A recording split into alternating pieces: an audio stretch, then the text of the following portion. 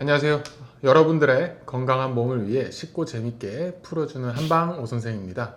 요즘 유난히 피곤하고 아침에 자고 일어나도 개운하지가 않고 소화도 덜 되는 것 같고 요즘 이런 분들 많으시죠? 이런 분들은 병원에 오셔서 하시는 말들이 꼭 공통점이 있어요.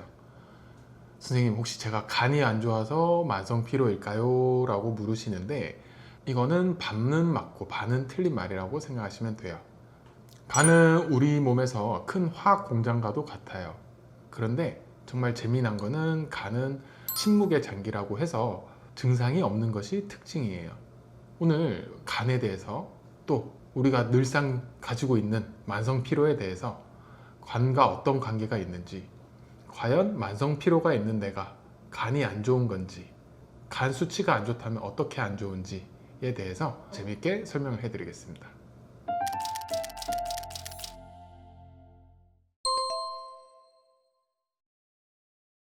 뭔가 피로, 간, 비례하는 걸로 이제 많이들 생각을 하시는데, 사실은 반은 맞고 반은 틀린 말이에요. 간이라고 하면은 우리가 흔히 술 먹고 나서 많이 피곤해서, 그래서 이 술을 해독하는 장기, 그 장기가 간이라고만 생각하시는데, 사실 간은 그것 말고도 여러 가지 많은 기능을 가지고 있어요. 간은 해독 기능 외에도 영양소를 저장하는 역할도 있고요. 그 다음 담즙을 생성하는 역할도 있고, 그리고 혈액을 저장하는 기능도 있습니다. 그러면 우리가 왜 만성 피로와 간을 연관지어서 생각을 할까? 사실 만성 피로와 간은 크게 비례하지는 않았습니다. 그러면 우리가 왜 이렇게 생각을 하느냐 라고 봤을 때, 간담 쪽 질환이 있으신 분들, 간 수치가 안 좋으신 분들은 대체로 만성 피로를 가지고 있어요. 그래서 오히려 피로하면 간이 안 좋구나, 이렇게 역으로 생각하시는 경우도 있고, 그리고 우리가 흔히들 90년대, 80년대부터 피로는 뭐 때문이야? 피로는 간 때문이야. 간 때문이야. 피로는 간 때문이야. 이런 광고 타이틀 문구도 많이 접해왔고, 또 예를 들어서 우사에서 보면은 항상 뭔가 피로를 들고 있는데, 이 피로를 풀기 위해서는 간 기능을 개선해야 된다 라는 뭐 그런 문구나, 다 어떻게 보면은 우리의 피로는 간 때문이라고 많이 얘기를 해왔기 때문에 요즘 사람들이 만성 피로는 간 때문이야 라고 생각을 하는 것 같아요. 그렇지만 실제 연구 결과로 보면은 간 수치가 피로도와는 비례하지 않았다라고 나와 있어요. 그 연구 결과를 보면은 실제로 만성 피로를 주 증상으로 호소하시는 환자분들의 피 검사를 했을 때 실제로 간 수치는 그렇게 높지 않았다, 그렇게를 확인을 할 수가 있었고, 오히려 반대로 간 수치가 높음에도 다른 만성 피로나 그런 증상이 나타나지 않는 경우도 있었어요. 제일 정확한 거는 피검사죠. 네, 피검사 이제 뭐 내과나 아니면 건강검진 할 때 피검사를 해서 간 수치를 보면은 제일 정확한 거고, 정말 당장 너무 궁금해요. 그러면은 예를 들어서 간 때문인지 아니면 내가 다른 문제 때문인지를 구별하려면 정말 푹 주무셔 보시면 됩니다. 네, 정말 주말에 진짜 푹 자고 났는데 깨우네요. 그러면 내 생활 습관 때문에 피곤한 거고, 푹 자고 일어났는데도 뭔가 똑같다, 그러면 이 문제들은 간 때문일 수도 있겠다라고 의심을 하셔야 되죠. 거기다가 더불어서 오른쪽 갈비뼈 아래 이제 쭉 갈비뼈를 타고 내려가서 갈비뼈 아래 이제 우측 상복부를 눌러봤을 때 여기가 이제 간이 있는 위치인데, 요거 만질 때 팁은 그냥 누르면 잘 안 들어가요. 그래서 숨 들이셨다가 후 뱉으면서 이렇게 들어갔을 때 만지는데, 간이 안 좋은 분들은 들어가다가 엄청 아파해요. 요거는 복진 중에 하나인데, 이 만약에 이렇게 만졌는데 너무 아프거나 통증이 심하다거나 아니면 딱딱한 게 만져진다, 그러면 간 때문일 확률이 높죠. 본인이 이렇게 해봤는데 거의 간까지 닿는 거예요. 그럼? 정확하게는 간까지 닿는다기보다는 이 간에가 문제가 생기면 그 주변 조직이 딱딱해집니다. 네, 그 문제가 생기죠. 한의학에서는 간을 크게 두 가지 기능으로 보고 있어요. 첫 번째로는 간장혈, 두 번째로는 간주소설이에요. 간장혈이라고 해서 간은 혈을 저장하고 보내는 기능이고, 두 번째로 간주소설은 기의 흐름을 원활하게 해주는, 막힌 곳을 뚫어주는 그런 기능을 가지고 있다고 보시면 돼요. 간장혈이라 함은 간에서 피를 저장하고 그 다음에 필요한 근육이나 장기에 보내주는 역할이라고 보시면 되고, 이거는 현대의학 쪽에서 봐도 간이 혈액을 저장하고 있는 기능을 가지고 있다는 거 봐서도 일맥상통하다고 보시면 됩니다. 그 다음 두 번째로는 간주소설인데, 말 그대로 소설이라고 해서 기운의 흐름을 원활하게 소통시킨다라고 보시면 돼요. 그래서 오히려 반대로 간에 문제가 생겼을 때 기운이 막힌다거나, 우리가 흔히 말하는 간기울결이라고 해서 별거 아닌 일에 스트레스를 받거나 예민해진다거나 가슴이 답답해진다거나 두통이 올라온다거나 이런 증상이 나타날 수가 있어요. 그래서 이거를 현대적으로 와서 풀이해 보면은 우리가 스트레스를 받으면 이 스트레스를 뭘로 해결해요? 보통은 뭐 음식이나 음주로 해결을 하는데, 이렇게 해결을 하다 보면 자율신경계가 깨지고 수면의 질이 깨지고 그 다음에 몸 전체적으로 균형이 깨지게 됩니다. 이렇게 이 균형이 깨지게 되면서 또 간에 부담이 되고 간에 무리가 되면서 오히려 스트레스에 더 예민해지고 더 민감해지는 그런 몸 상태가 만들어지는 거죠. 그래서 이 생활 습관을 개선시키고 간 기능을 개선해야지 외부 자극, 외부 스트레스로부터 건강해질 수 있다. 만성 피로로부터 건강해질 수 있다. 이렇게 정리할 수가 있어요. PD님도 이제 많이 들으셨죠? 이제 그쵸. 감기울결.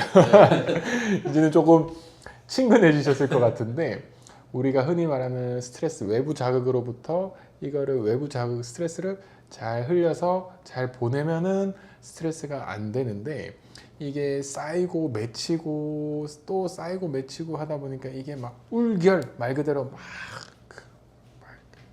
아시죠? 그렇게 된 건데, 이게 이제 나중에 이게 더 커져서 이게 이제 가슴팍 여기에 탁 놓치면 이제 화병이 되는 겁니다. 네. 그래서 이게 이제 더 심해지면 이제 가슴이 숨만 쉬어도 답답해진다거나, 자꾸 한숨을 내쉰다거나, 아니면 여기 소화가 안 된다거나, 아니면 이 울결돼서 이 울화가 치솟아서 안면에 홍조가 생긴다거나, 아니면 두통이 생긴다거나 그런 경우가 있죠. 한방.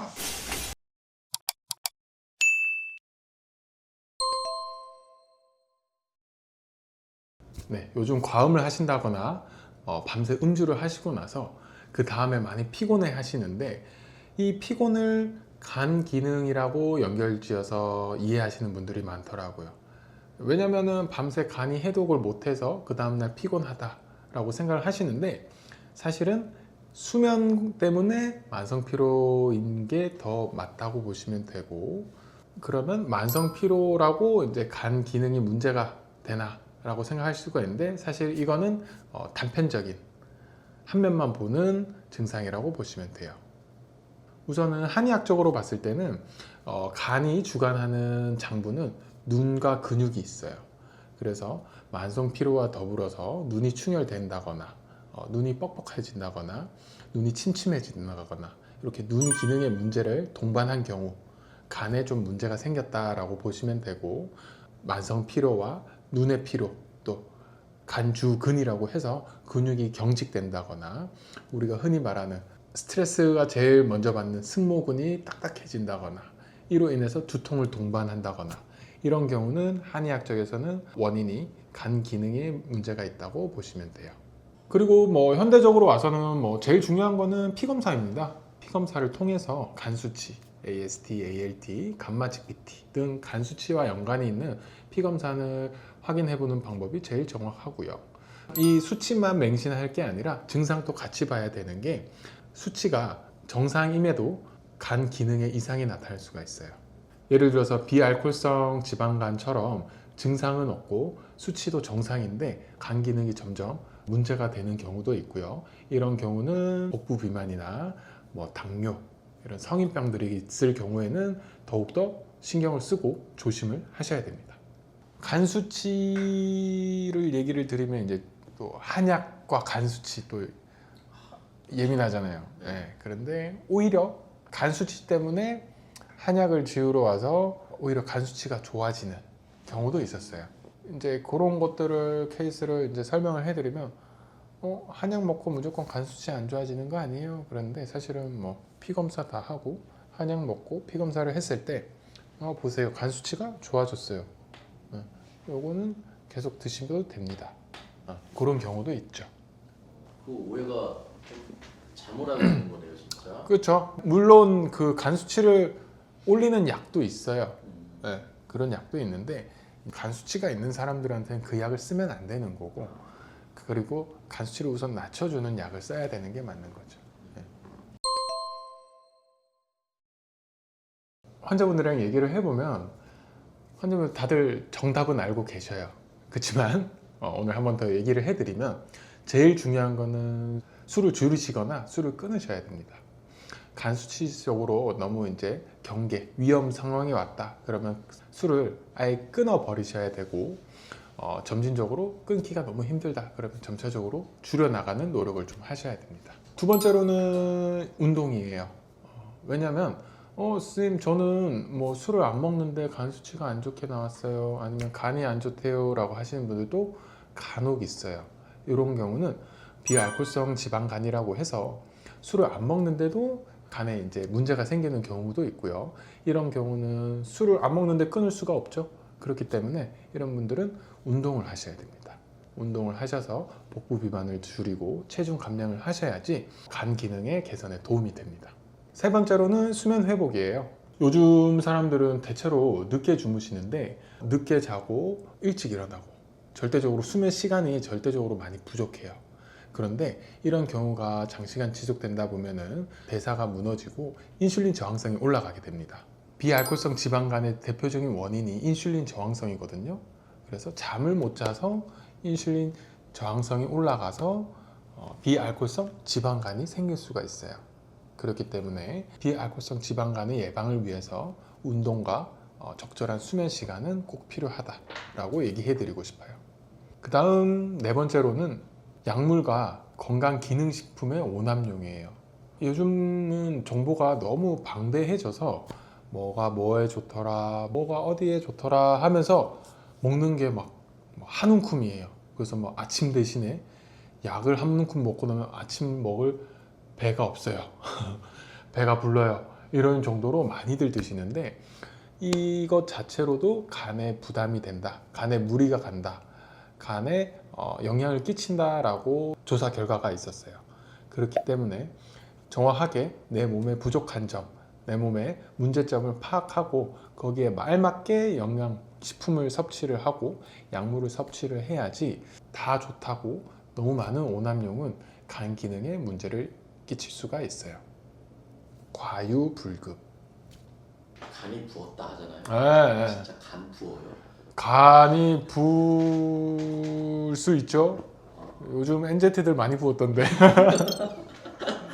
간과 관련된 속담들 많은데 네, 간이 배 맞아요, 밖으로 이게? 나왔네. 맞는 거예요? 네, 정말 재밌는 게 이 한의학에서는 그 각 장부별로 이 정신 상태도 연결 지었습니다. 네, 간신, 비, 폐, 신 이런 주요 장기들을 연관지어서 그 감정에 연관지었어요. 간은 분노할 노, 심장은 기쁠 희, 이렇게 각 장부별로 연관지어 있는데 간은 특히나 분노할 노자에 연관지어 가지고 우리 화병 연관지은 게 뭐예요? 와 분노잖아요. 그렇기 때문에 분노, 결정, 그리고 뭐 용기 이렇게 연관지어서 간, 그리고 간과 표리 관계에 있는 짝꿍인 장부가 담입니다.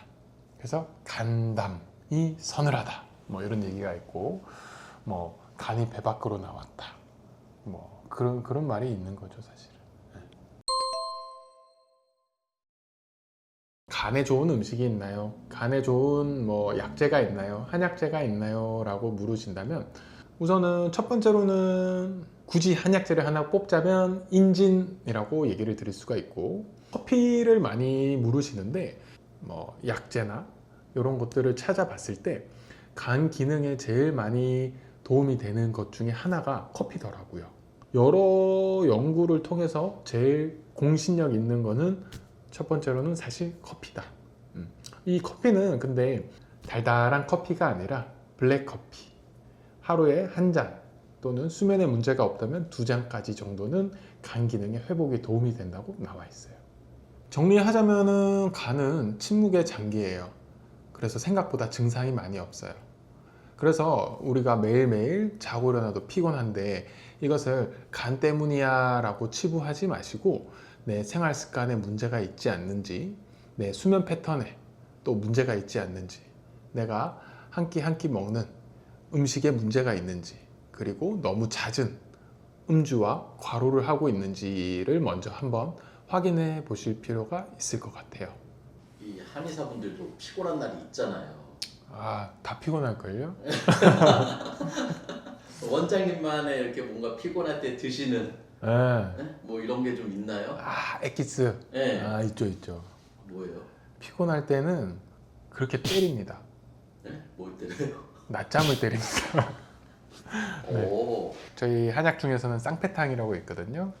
이게 이제 몸살 감기나 감기 초기에 먹는 약인데 이게 의외로 피로 회복에 좋아요. 우리 흔히 말하는 쌍화차 아시죠? 예. 쌍화차에 패독산을 섞은 게 그래서 쌍패탕이라고 하는데, 이게 이제 피로 회복에 참 좋고, 그래서 예를 들어서 주말에 음주를 과도하게 했다.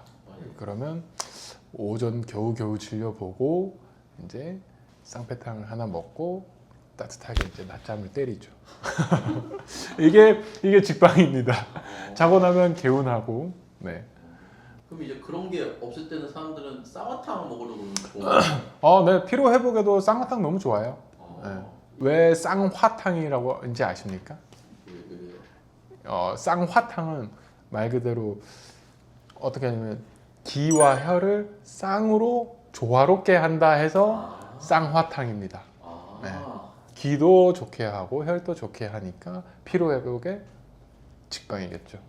그래서 쌍화탕. 거기서 나온 게 이제 쌍화차. 쌍화탕에 노른자 왜 넣어요?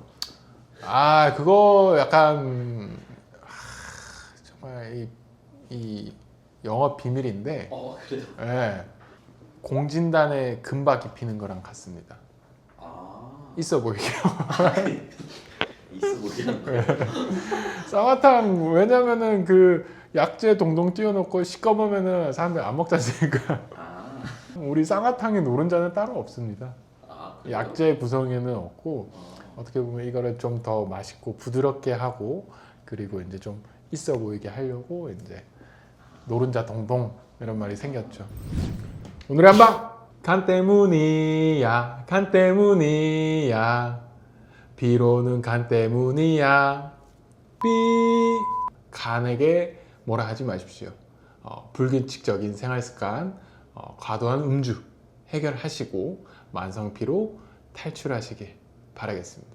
궁금한 게 있으시다면 댓글 달아주시면 제가 상세하게 답변 달아드릴 거고요. 오늘 자료가 도움이 되셨다면 구독과 좋아요, 댓글 부탁드립니다. 네, 감사합니다.